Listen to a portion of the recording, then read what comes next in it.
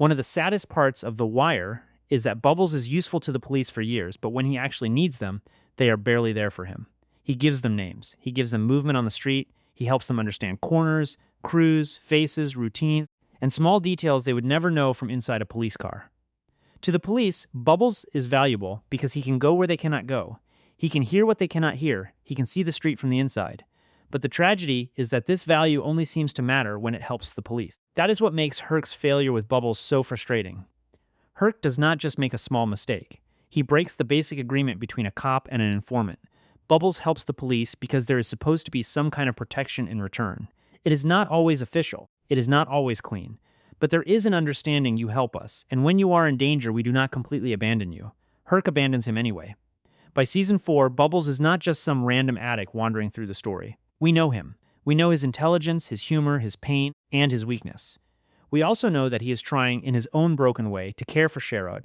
He is still struggling with addiction, still living in terrible conditions, still moving through a world that treats him like trash, but he is not empty. He has love in him. He has responsibility in him. He is one of the few characters in The Wire who is constantly damaged but still somehow human in a very open way. Then the bully starts targeting him. This is not some big kingpin problem. It is not a major case. It is not something that will make the department look good.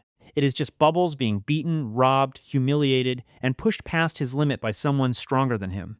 And because Bubbles has spent years helping the police, he thinks he can call on that relationship. He thinks there has to be some kind of return on all the risk he has taken. That is where Herc comes in. Herc does not treat Bubbles like a person in danger. He treats him like another piece of street information. Herc is focused on his own problems, especially the mess around Marlowe and the lost camera. His career is in trouble, and because Herc is Herc, he sees everything through the lens of his own panic. He is not thinking about the weight of what Bubbles is telling him. He is not thinking about what it means for someone like Bubbles to ask for help. He is thinking about his own case, his own embarrassment, and his own need to fix what he messed up. That is the ugly part. Bubbles is desperate, but Herc is busy saving himself. And this says a lot about how The Wire views the police relationship with snitches. Informants are important, but they are not respected. They are needed, but they are not protected. They are treated like tools, not partners. The police want their information, but they do not want the responsibility that comes with using them. The snitch is expected to take all the risk. He has to live around the people he informs on. He has to survive the street after the police leave. He has to carry the danger on his own body. The cops get the case. The informant gets the consequences. With Bubbles, that imbalance becomes painful because he is not trying to manipulate the police for fun. He is not asking for special treatment because he is lazy or selfish. He is asking for help because he is being preyed on. He is asking because the street has cornered him, and Herc, who should understand at least the basics of that relationship, does not come through. What happens next is one of the most devastating turns in the whole show. Bubbles reaches the point where he believes no one is going to save him, so he tries to solve it himself. He prepares poison drugs, intending them for the man who has been tormenting him. But Sherrod takes them instead and dies. That death is not only on Bubbles, even though Bubbles carries the guilt. It is also connected to every system that failed before that moment. The addiction system failed him, the schools failed Sherrod, the streets failed both of them, and yes, the police failed them too. Herc did not put the poison in Sherrod's body, but his neglect helped create the situation where Bubbles felt completely alone. That is what makes it more than just a personal mistake. Herc is not written like a cartoon villain. He is not evil in the way Marlowe is evil. He is not trying to destroy Bubbles. In some ways, that makes it worse. Herc's failure is casual. It is careless. It is the kind of failure that happens when a police officer sees a vulnerable person as background noise. Bubbles is not important enough to interrupt Herc's own crisis. His pain is not loud enough inside the department. His life does not carry enough weight. That is exactly the point. The Wire constantly shows that institutions do not need to hate people in order to destroy them. Sometimes they only need to be indifferent. Herc does not have to hate Bubbles to ruin him. He just has to not care enough. He just has to see Bubbles as a resource instead of a human being. He just has to ignore the calls, miss the danger, and move on with his day. For Bubbles, that indifference becomes life-changing. For Herc, it is one more mistake in a long list of mistakes. That difference is the whole problem. The police can make mistakes and still go home. Snitches make mistakes and get beaten, exposed, killed, or swallowed by the street. The risk is not equal. The power is not equal. A cop can use an informant, lose track of him, ignore him, or forget about him, and the department will still keep moving. But the informant has nowhere else to go. He is still standing on the same corners. He is still surrounded by the same dangers. He still has to live inside the world the police only visit. That is why Bubbles' story is so important. He shows the human cost behind police work that usually gets treated like strategy. A detective might call someone a source. A unit might call someone a CI. But that source is a real person with fear, hunger, addiction, debts, enemies, and a body that can be hurt. The police often treat information like it appears out of nowhere, but it comes from people who are risking themselves.